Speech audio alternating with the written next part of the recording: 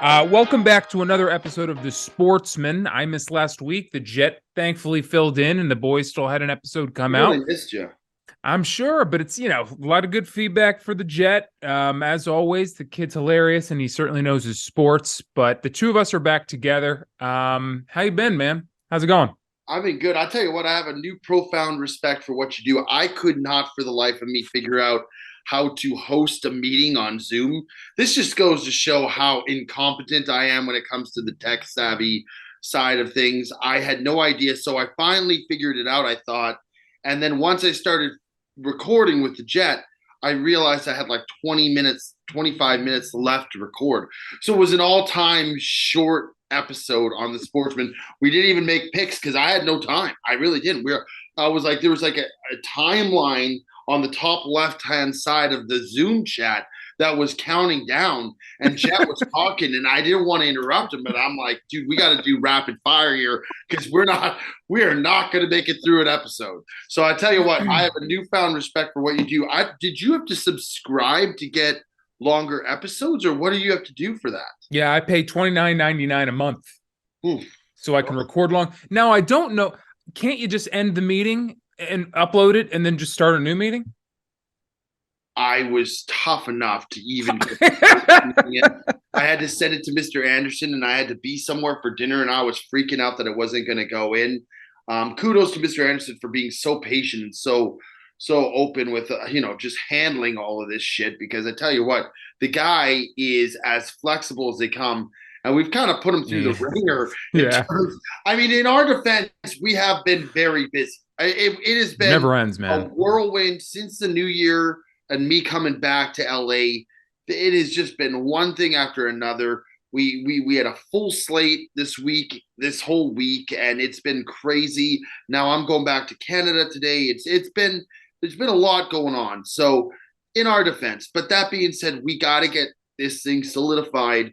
You're already going back to Canada? I am. Today I'm going back. I'll be back next Tuesday. It's only a short, sweet little in and out trip. Oh, wow. We're going to miss you, man. We're going to miss you. Well, that being said, we do want it. I don't know if you wanted to announce a ticket, but we were talking about how can we get it so that, if you're an avid listener of the Sportsman, which we adore and we really hold dear to our heart, we used to call it the 400 Faithful. Personally, I feel like that number's grown.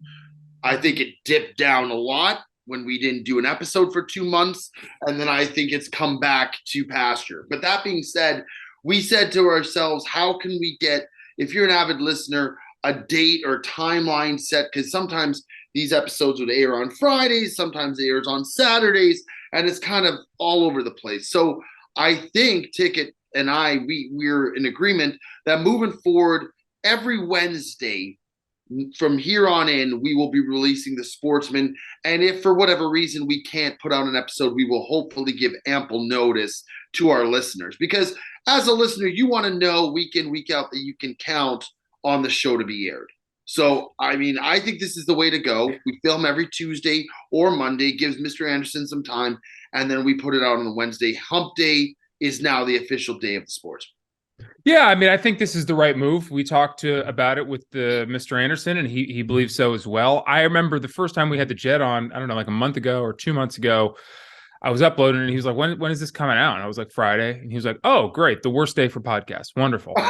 And that was sort of what started to get the wheels moving and start thinking about a different day. And it just happens that I think it'll be a little bit easier on our schedules as well. I know I have more time on my hands on that Monday and Tuesday as opposed to, Thursday and Friday. So that's going to be the new schedule coming out. I mean, are there still going to be some hiccups? It's us. You could expect probably some hiccups, but it won't be from Mr. Anderson's side. It'll be from me and Joe being busy. But for all intents and purposes, we're Wednesday guys now. We're hump day guys. We're hump day guys. Yeah, I think so. It feels good so far. I feel like it's a good time to do a sports segment too, because you got the beginning early segment of what's happened in the early stages of the week, leading up into the weekend. We're typically football guys, so the lines will be pretty much set by Wednesday. We'll know what to expect, and I think it's going to work out well for us. Where did you get that hat, by the way? I've never seen you wear that hat. Never. You never seen this? It's a more recent purchase. Well, that explains it.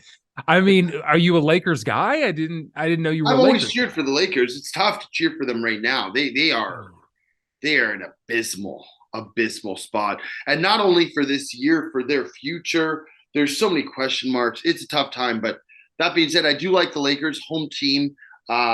Supported them for a few years now. And plus I thought the hat, I thought we call it toque back in Canada. I thought it looks real The nice. hat's fire. The hat's fire. I like the hat a lot. You like it? Yeah, I mean, fans of the show know that I think that LeBron and AD are the worst twosome in the history of basketball. But I'm more curious when you move to LA, when you're not from here and you got no allegiance, how do you make the decision between being a Clippers guy and a Lakers guy? Like, how did you Well, even for come to me, that? here's the thing. I actually growing up when I was younger, I we had the Grizzlies in Vancouver for a very short stint. They left, so I really didn't have an NBA team to support and cheer for. I definitely was going to cheer for the Memphis Grizzlies, that's for sure. So I actually, when I was younger, I was a big supporter of Steve Nash, being a Canadian guy himself, being from British Columbia. So me and my dad especially, we would root for the Phoenix Suns a lot when he was Okay. on that role with Amari Stoudemire. They had, they had a great team that year, and um, I actually hated the Lakers because Kobe and company were just they were like the big roadblock that kept the Phoenix Suns from winning for 2-3 years in a row. They beat them. I think the Suns lost one year to the Spurs, the year the Spurs went on to win the championship, and then they lost like 2 or 3 years in a row to the Lakers. So I actually was not a Lakers guy at all. I didn't Mhm. like them, but I never, then Steve Nash ended up retiring later on, and I didn't have a team. I moved to LA, and this was right after Kobe basically retired. And this was a fresh nucleus of young talent. And I said, you know what? This is the time I'd like to cheer for the Lakers. I don't want to jump on a bandwagon. The Clippers were the better team at that point, but I said, I live in LA. I'd like to support the local team. This is a team that I can rally behind. They had Julius Randle, they had Brandon Ingram, they had Jordan Clarkson, this was before they had drafted Lonzo Ball, but they had a great nucleus of players. And I was like, this is a team that I can get behind. They weren't very good, but I was like, listen, if they end up becoming good and winning, then I can kind of view them as my team. So that's where I kind of came from. I hate when people jump on bandwagons or cheer for teams that are really good just because they want to win. I like to go through the ups and downs and the hurdles that come with being a sports fan. So, yeah, I would say I cheer for the Lakers. I wouldn't say I'm diehard. Like, I'm a diehard Packers fan. I always will be. And people ask me all the time, like, why do you like the Packers? Well, my mom's from Green Bay, Wisconsin. Growing up, it's like if you didn't cheer for the Packers, you were excommunicated from the family. There's just no in between. I'm a diehard Canucks fan because I'm from Vancouver and I've cheered for them my whole life since I was a little boy. So those are teams I'm diehard for. The Lakers, it's not like, you know what I mean? There's no sweat off my back if they don't do well. Obviously, I'd like them to be successful, but I don't know. It's kind of like how you are with your Philly teams. You're diehard. Yeah, I mean, with all of them, pretty much. I mean, I was for a long time with the Flyers, but there's just something. They they stink. You could only watch an organization for a sport that isn't already your number one sport. There's only so long you can watch an organization just make bad decision after bad decision after Yeah. bad decision. And unfortunately, the Sixers used to do that too. But I was a much larger basketball guy than I was Flyers, so I stuck with them. And I still root for the Flyers, but it's just God, what a miserable front office they have. But Yeah. anyway, I mean, you touched on it. I think before we get into our picks today and move into football, we got to talk about this guaranteed win that you had out of the Packers and them not winning and missing the playoffs. I mean, early on in the year, you knew they sucked and you were like, fine, whatever, we stink. Let's just start thinking about the future. Then they give you hope late in Yeah, the that's season. just typical Packers fashion, man. I had accepted the fact that this team stunk. Yeah. I was fine with it. I was okay with it. I had accepted the narrative that this team wasn't doing anything this year. And then they decide on a whim that they're going to win like 4 of the next 5 games. And they're beating teams like the Cowboys, the Dolphins, the Vikings. They absolutely shit stomped the Vikings last 2 weeks ago. And I start looking in, and it's not only them winning, it's like every chip that needs to fall in place for this team to make the playoffs is slowly falling into place. Teams that they need to lose are losing. Teams that they need to win are winning. And it comes down to the last week of the season, and literally the Commanders had lost the prior week. So it's like now we control our own destiny. We can make the playoffs. And it's like this comes from a position where I wasn't even playoffs wasn't even a position that I would even contemplate. And all of a sudden now I'm like, we can make the playoffs. All we got to do is win at home in front of our home fans. They transitioned the game to Sunday night. So I'm like, okay, now if the Seahawks win, the Lions are eliminated. They can't even make the playoffs. All they're playing for is pride, and that is it. And I'm thinking, this is great. The Packers are going to do it. We might get stomped by the Niners, but hey, at least a successful season. We make the playoffs as bad as we were this year, and they come out and they absolutely played like dog shit. And this is becoming a reoccurring theme 2 years in a row in front of their home fans. They lay an egg. LaFleur looks like he's never coached a game before. Bad decision after bad decision after bad decision. Aaron Rodgers is missing throws. The defense, who looked so good the last 3 weeks, can't make a stop. They're getting burnt on trick plays. It's like, what does it take for us to win a big game? It's like the big games come and this team folds like a house of cards. And I'm right back to square one, and I'm like, how am I losing sleep over this team that I had accepted 5 weeks ago was trash? Yeah, I mean, it's not a good look. I mean, it's a couple It's seasons terrible, in a row. Nick. Some could say he hasn't won a big game since the Super Bowl in 2011, 2012. Whenever No, that's not true. That's not true. Some would say. I'm not They saying. won Some would multiple. say. They won multiple games to get to the NFC championships multiple times. He had great performances, not to mention the amount of times they had to win the last game of the season or the last 2 games of the season. And he came out and played unbelievable. It's time for them to accept what they are. And that is a rebuilding franchise. This team, they're not going to win it. And I love Aaron, and it's no disrespect to Aaron. I love the guy, but at this point, he's got to either get out of Dodge or he's got to retire. And it's like, it's not even for his sake, it's for the team's sake, it's for his sake. Like, he could easily go to a contending team that is much better than the Packers and be able to provide a valuable amount of asset to that team and potentially win again. If that's what he wants, then that's what he's got to do. He's done more than enough for this team. He doesn't owe us anything else. I don't know. The problem is a couple years ago, you could have probably traded him for a king's ransom. He was an MVP of the league. The guy looked so good. And now it's like he looks like he's in the twilight of his career. And I'm sure teams will give up something to get a guy of that caliber, but like not nearly what they could have got a couple years ago. And they made the decision to go with Jordan Love. They made that decision a couple years ago, and he hasn't been able to progress at all. You know, you were pretty thrilled with him after one of these games that he needed to play this year. You were like, wow, it was the Eagles game. That's right. And he looked absolutely fantastic compared to how I thought he would look. I thought he looked very competent. Like, so could he be your guy, or do you think you got to find? At this stage, I want him to be the starting quarterback next year. Wow. I can't believe I am saying what a turnaround from you. I've had to listen to you shit on this man for years and years and years. He could be trash. I'm not saying he's going to be good. You're just ready to turn the page and start the next chapter. The team committed to him in such a big way to move up the draft in the first round to pick him, when they could have got a guy like Justin Jefferson, or they could have got all these other receivers. And it's like, at this point now, with where we're at, we missed the playoffs for the first year, and it seems like an eternity. Aaron is done. It's clear. It's time for him to move on. I would love nothing more than to see this kid at least get the shot and see what he can put out on the field. If it's trash, then at least we know it's trash. At this point, we don't know what we have sitting on the sidelines. Right.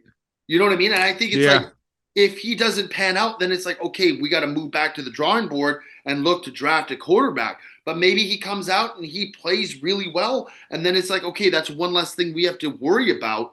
But I just think it's time for the changing of the guard. And while we're at it, Matt LaFleur, to me, is a guy who gets way too much credit for just piggybacking off Not the from you. success.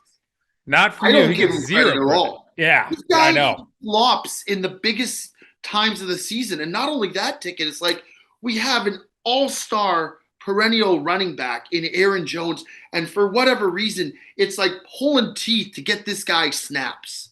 I don't understand why you don't play your best players. I'm getting a little anxiety here right now. AJ Dillon is a hell of a back too, though. He's a hell of a back, but it's like your best player gets in the game every third or fourth down. It's like, what are we doing, guys? Like, is there not a way that we can rotate these guys better or like integrate them into the game more? It's like, and not only that, it's just the play calling. 4th and 1, you're going for it this last week inside your own 40, and you're doing a reverse. Like the one thing I'll say, I agree with you. I don't think that LaFleur is God's gift to coaching, but I do think sometimes he whenever Aaron doesn't play well, the easy target is LaFleur. Like that last game against the Lions, I must have watched Aaron Rodgers miss receiver at least 6 to 7 times. I mean, he missed a lot of open guys. Yeah, I said he didn't play well. I'm not. Yeah. So, I mean, but I agree. I don't think he's the best coach in the world, but I also think that he's one of those guys. There are some coaches in all games, leagues, NBA coaches. There's some guys that just like, it's them. It's never the players, and it's them. And then there's other teams where it's always the quarterback, and it's never the head coach. And it's there's always been, it seems like a little bit of a disconnect from Aaron and LaFleur. They've always seemed like, and I'm not saying like Aaron a couple years ago won the fucking MVP, so I'm not saying that they haven't been successful, but like it feels like in the big games when the pressure is really on, like, and the chips are all in on the table and everybody's watching, it seems like the offense the last couple of years, they just come up short. They don't have the answers. They can't make the big plays. Does that fall on Aaron? Absolutely, it does. But it also has to come partially like LaFleur has no control of the locker room. These guys are making boneheaded, unsportsmanlike, stupid penalties time and time again. And I just look back and I see if that happened with Belichick and a guy pushes a trainer, like that guy probably wouldn't see the field again for the next 2-3 weeks. And no one else would dare to make another penalty. And that's just, I don't know.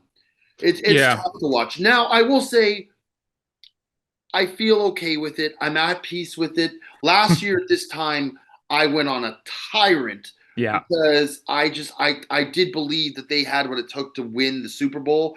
And it's just disappointing, man, when you see your team has the sauce, that they have the competency to be a top 3 or 4 team in the NFL for a span of 5-6 years and to not win another Super Bowl. It's just, and not put your chips in. Like, credit to your Eagles, whatever they do this year, however they come through, they went out, they made a big acquisition, they got a top-end receiver in A.J. Brown, and how much has that guy not changed the formation of your offense? It has been night and day for Jalen Hurts since bringing that guy on. It helps a guy like Devonta Smith like be able to just to progress and evolve and not be the number one guy as a young receiver. It's helped everything. They went out, they got defenders, they got players, they made picks, they were active, and they put their chips in and they said, you know what, we think we have a team that can win. We're going for it. And it's been nice to see. I agree. I think the Packers have not been doing that, and I haven't seen them really do it ever. Yeah, that's true.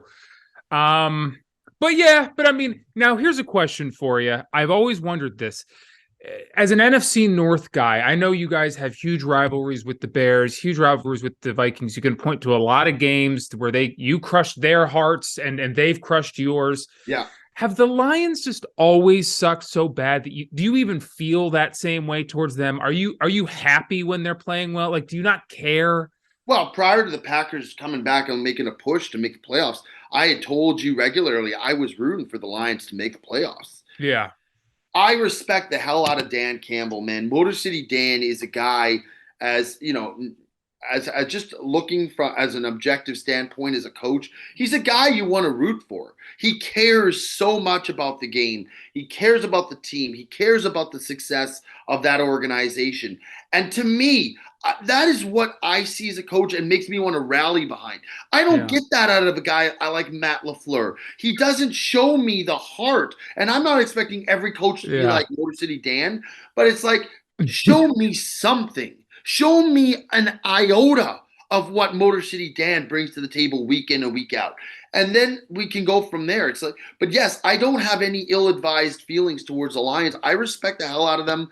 And as a franchise that has really been awful for a long, long time, and you've been a Forever. Lions fan thanks to your grandpa. I mean, it's been a long time coming for this team to be Yeah. successful. And I think they deserve it. I think they've really taken strides to being a good team.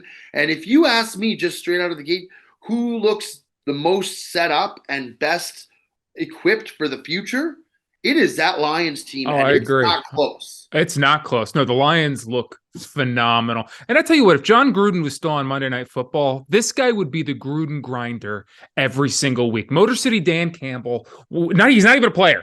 He would be the Gruden grinder every single week. This guy's just got grit to him. He's got grit and he's got heart. And you know what? I think a lot of people look at him and think he's a big dummy. He's calling some good plays. If you can make, I mean, obviously there's an offensive coordinator, but they're making Jared Goff look reborn, man. I mean, does he look like a top 5 quarterback? No, but are they making him work when the whole world was ready to give up on him a couple years ago? Kudos to Jared Goff too, by the way. Yeah. To that's a bad like you go from almost winning the Super Bowl to getting traded to the Detroit Lions.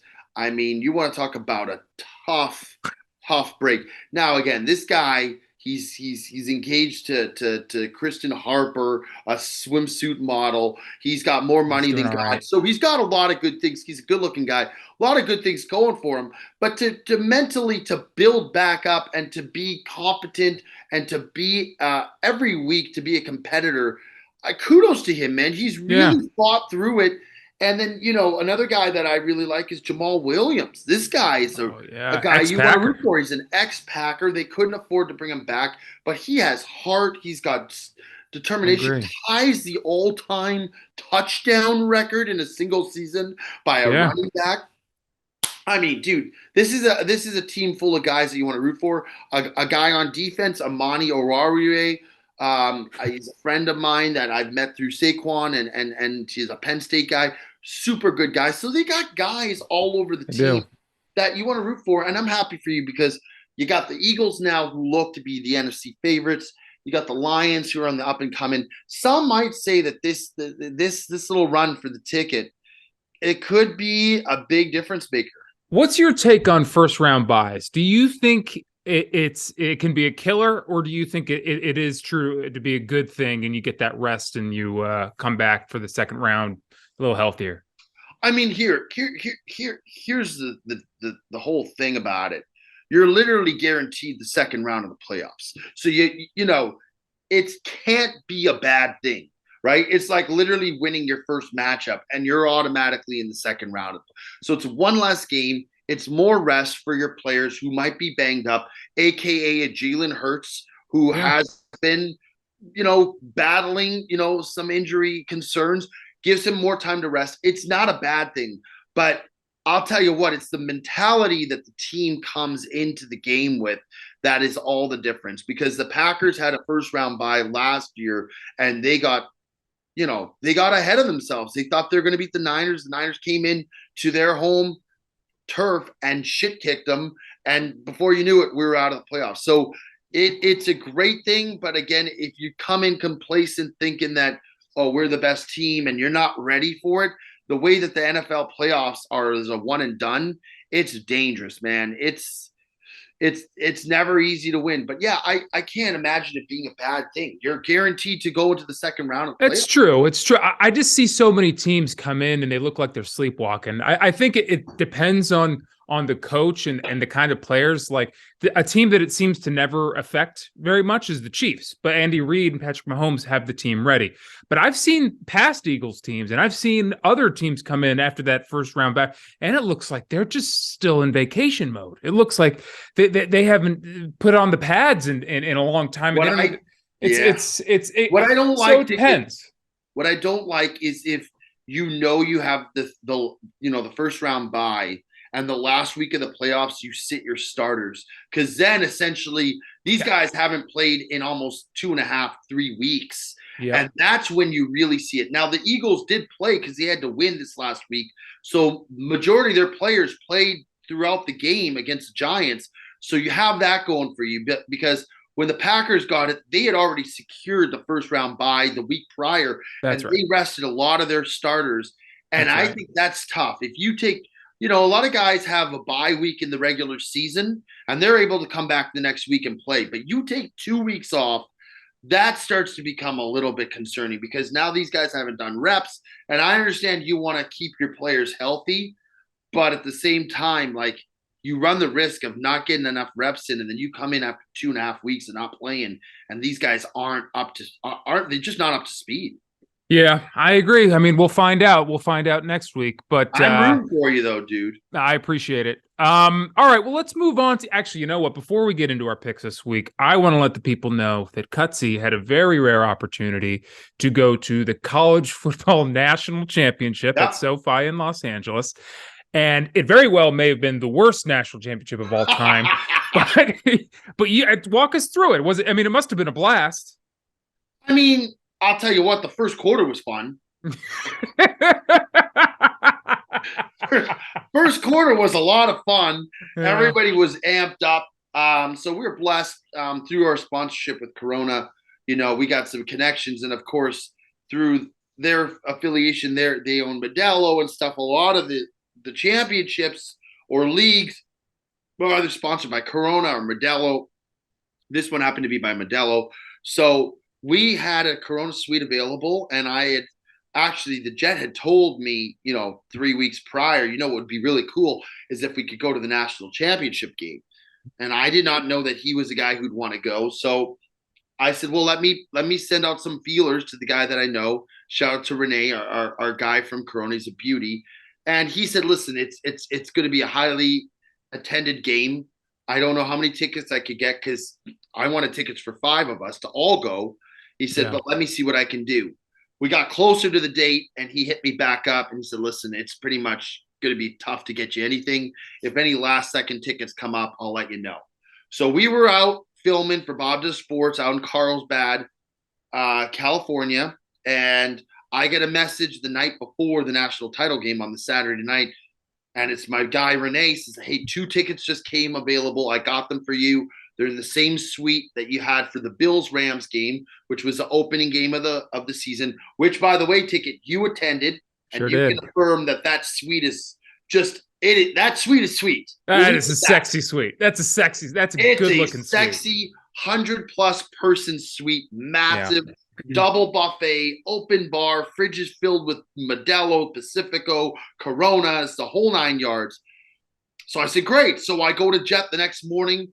We had a fitting that day, and I said, listen, Jet, I don't know if you still want to go, but I got tickets for the national championship. And I'm thinking he's going to be super excited because this is a guy who said it was his dream to go to watch, national championship game. He always wanted to be there. I said, we got 2 tickets. We'll have time from the time that we finish our fitting to go back, and we could go straight to the game. I said, so do you want to go?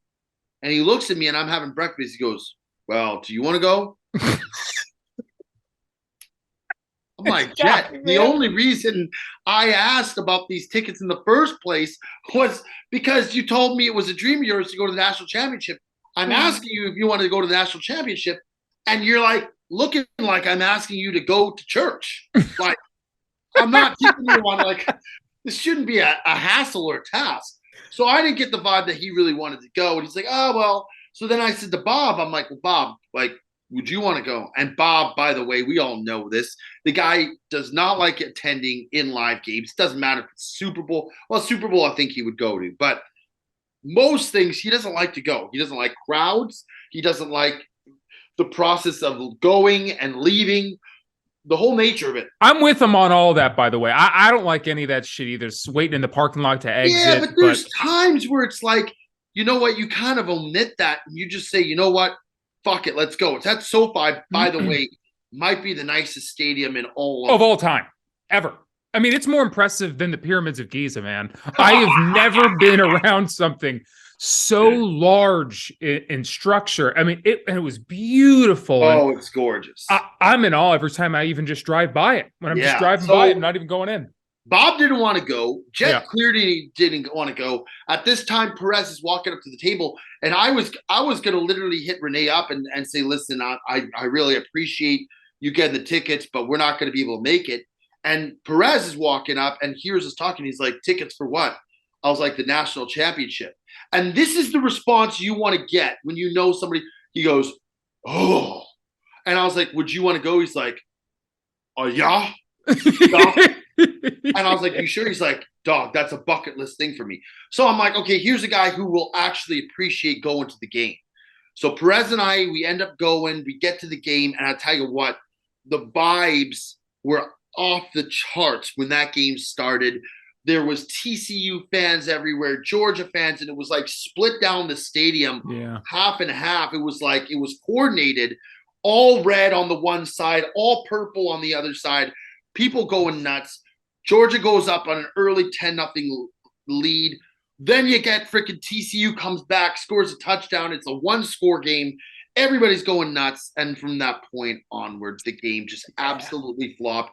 I'll tell you what, it didn't matter because we had a blast. We were in the suite. We were drinking. We were eating to our content, you know, and you know, it would have been nice to see a closer game, but we still had a blast. It's something that a lot of people never get to say that they did, let alone be able to watch it from like the seats that we had that were so awesome. Yeah, that's true. You know what? It was really cool. I got to say, it was really freaking cool to see people that passionate about their college teams and their alma maters and stuff like that.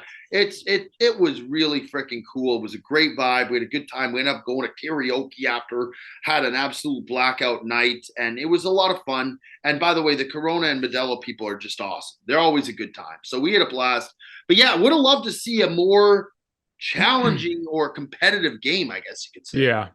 Well, I love that story. I mean, maybe in the next couple of weeks we'll have the Jet on and he can tell his side of the story because for a guy, I was sitting at the table. I was eating breakfast with you guys. You can attest that I am not making this up. No, he said that. He literally came in and said, "Do you want to go?" And it was like, this is this guy's dream. Yeah. So maybe one day we can have him talk about that. That it would be hilarious to hear it from his point of view. But all right, well, let's move into the picks. This is a healthy sized episode so far, but let's get into the picks. First, we got games on Saturday again. Thank God. Thank the Lord. Thank you. We have the football gods.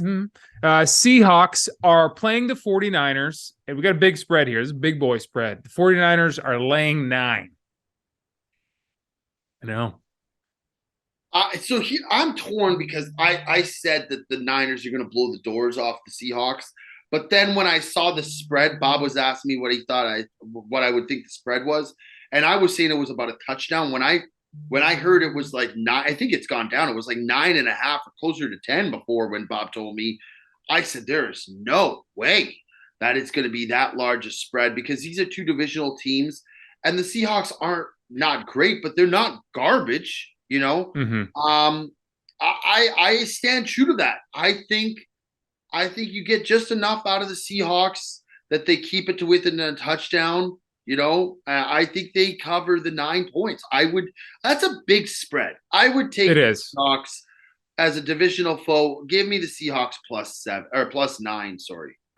I'm ready to put respect on Geno Smith's name and this Seahawks team this season. I don't know what's going to happen with them next season, but this year, I'm ready to put respect on them. And if they were playing almost anyone else with that kind of spread, I would take them.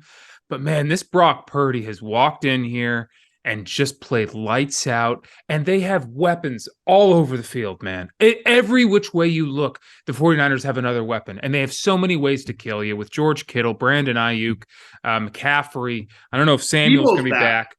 What's this? Debo is And back. Debo's going to be back. I mean, it's just, I could see them winning by 10, 13, 14, 20 points. I mean, they're just capable of so much. So I'm going to ride with the 49ers -9. All right. Wow. So I know. Saturday night, we got the Chargers walking into Jacksonville. Okay. Chargers are favored by 1.5. This is a no-brainer to me. Don't you And do it. I know we're going to be on opposite sides, so Don't you do it.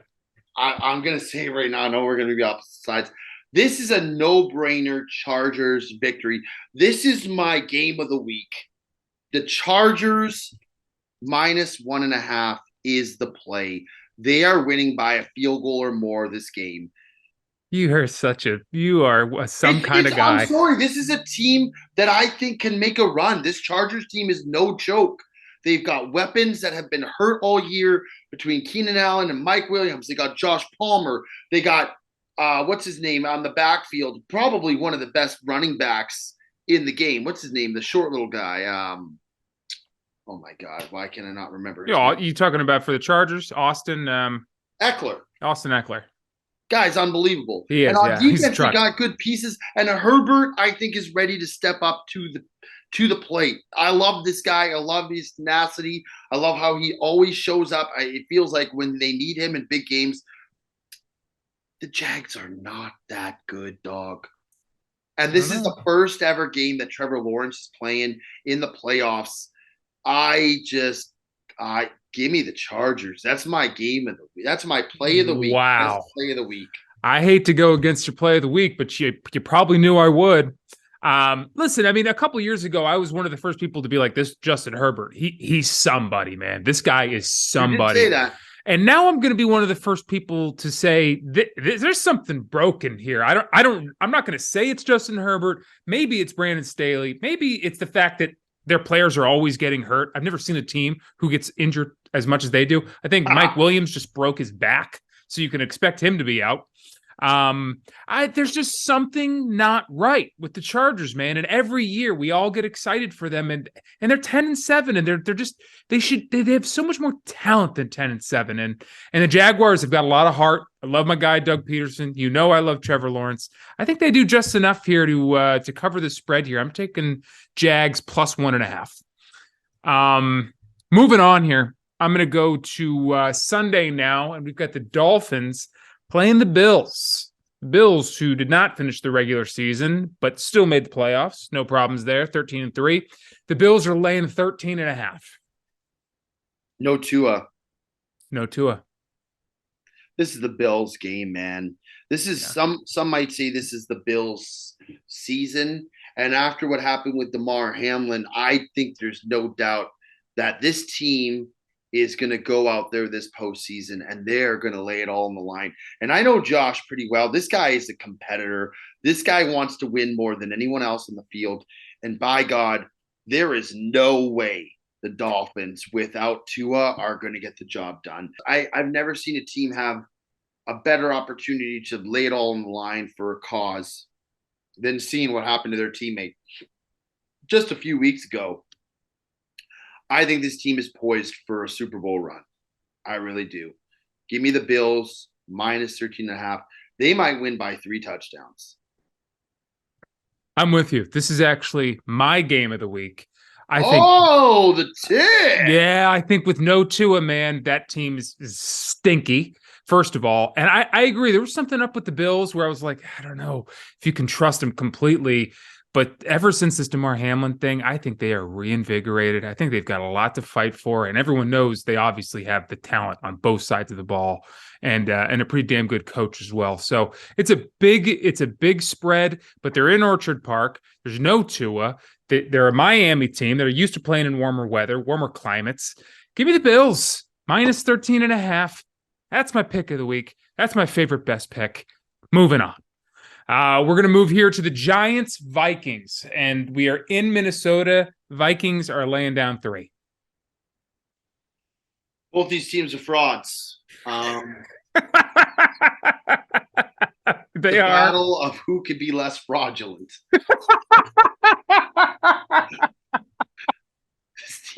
These teams are my 2 biggest frauds of I've said it all year. The Giants and the Vikings are the two biggest frauds. Yeah. That being said, I'm going to go on a limb here, and I might get burned for it. I'm calling the Giants money line.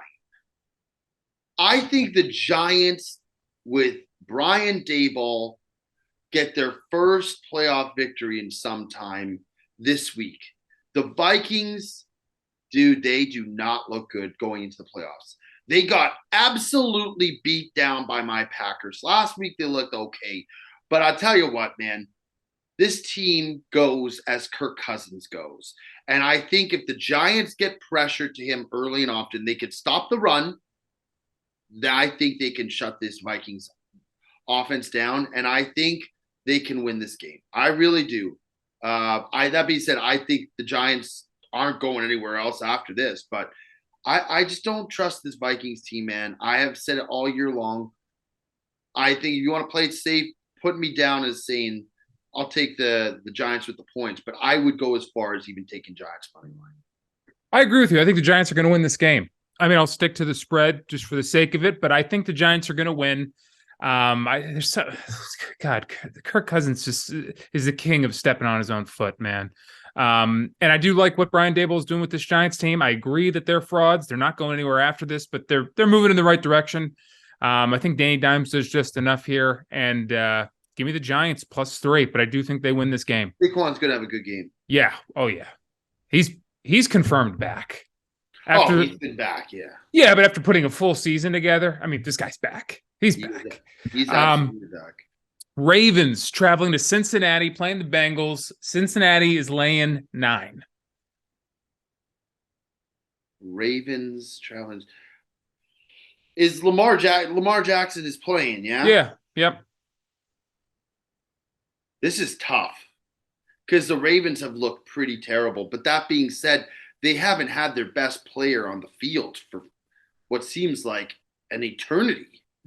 When was the last time you saw Lamar? It feels like ages since Lamar Jackson played. Give me the Bengals. Dude. I'm so unsure of this pick. Give me the.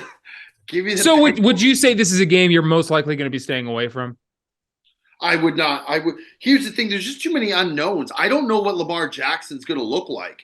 If I knew that I was getting Lamar from like midseason, he could come right back and not miss a beat, I would take the Ravens. Right. I would, because it's a big spread. But that being said, the guy hasn't taken a snap in 4 or 5 weeks. Like and the offense for the Ravens during that time has looked about as anemic as you can possibly look. Mark Andrews has been awful. All the Ravens receivers seem to be hurt. They got guys in there like Sammy Watkins. Now I do think the one bright spot is J.K. Dobbins looks good, but again, the Bengals defense is pretty stout. And I'll say that Joe Burrow has been firing on all cylinders lately. Like, he looks fucking good right now. He looks composed. He looks comfortable. And if that line can hold for him, he can pick you apart. So for those reasons and for the uncertainty of how Lamar is going to look, give me the safer pick here is to go with the Bengals. But again, like I said, I think it could go either way, because if Lamar comes back and does Lamar things, this game could quickly be a shootout. It could be right down to the wire. It could be anyone's game. Yeah, when Lamar's on for the Ravens, they are the kings of, they play up to their opponent and they play down to them. They are in games, whether they should blow a team out or whether they should be getting blown out. They find a way to stay in games. That being said, the Bengals are fucking motoring right now with Joe Burrow. He looks every bit the MVP. I think a lot of us thought he would be one of these days. I gotta go. I'm gonna go with Lamar. I'm gonna bet on my guy. I bet on him most of the fantasy football season. It's a good bet, because some might say this might be the biggest game of his career. He's a free agent after this year. He's, early on in the season, it looked like a shoo-in that he was going to get everything that he was asking for. Now he comes off of an injury for multiple weeks. The team still somehow makes the playoffs. Yeah, without him. recency bias shouldn't be a thing, but when it comes to these contracts for quarterbacks and a lot of these players, it is such a thing.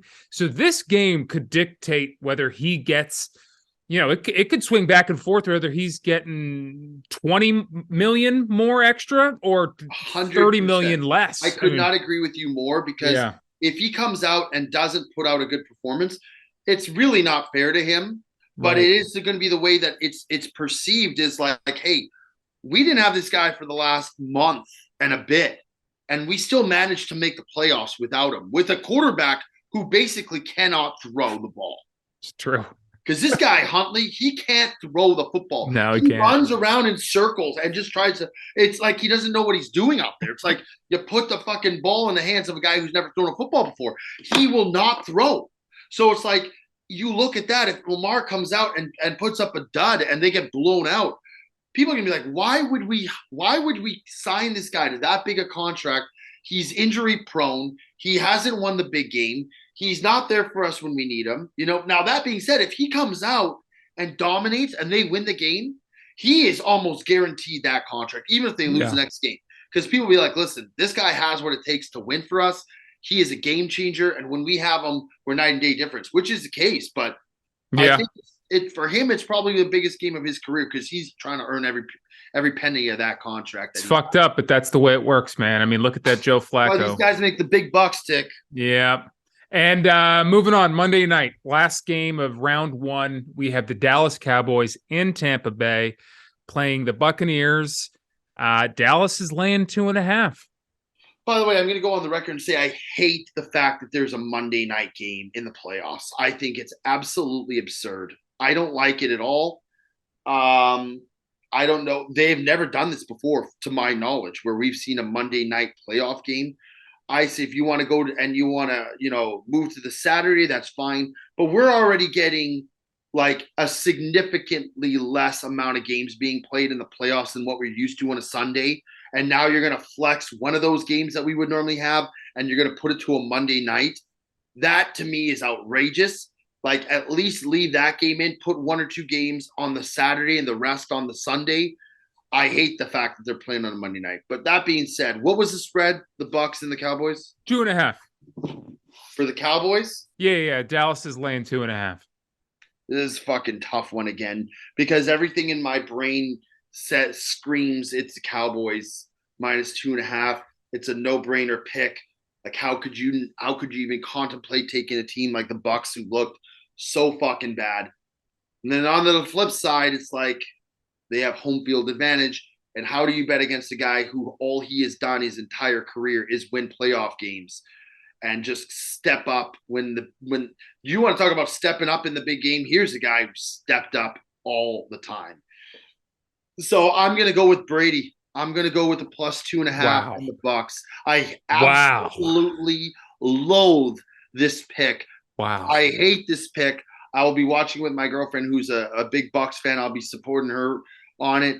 I hate it. I think the Cowboys are the clear end pick, but I just think I can't bet against a guy like Brady who wins the big game. And by the way, Dak Prescott looks bad. Yeah, he looks stinky. I'd almost bet on this guy stinks. If you put Cooper Rush in, I'd almost be more prone to bet for the Cowboys than I would with Dak right now. Yeah. Well, here's the thing about this Tampa Bay team, man. Going into the third quarter this entire year, they could be down 40-3.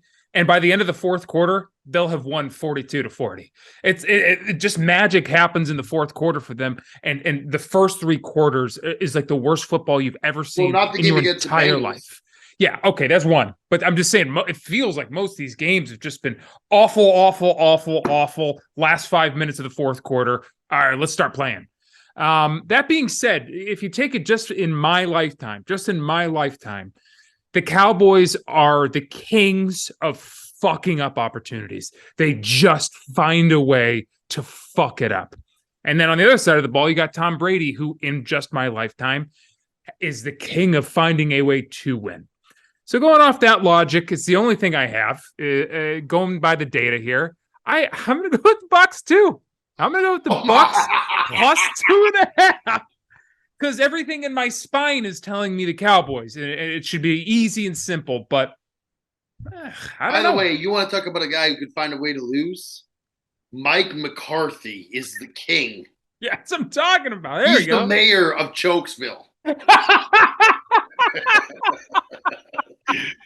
He is the absolute mayor of Chokesville, Mike McCarthy.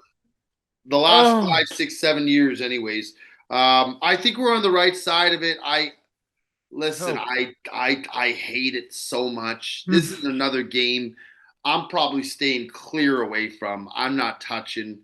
But let's see how we do. It's been a Yeah, couple let's weeks see since how we we made do. some picks. We'll I'd have. love to come out, out of the gates firing. I will say, by the way, I'm kind of sad, man, What's that?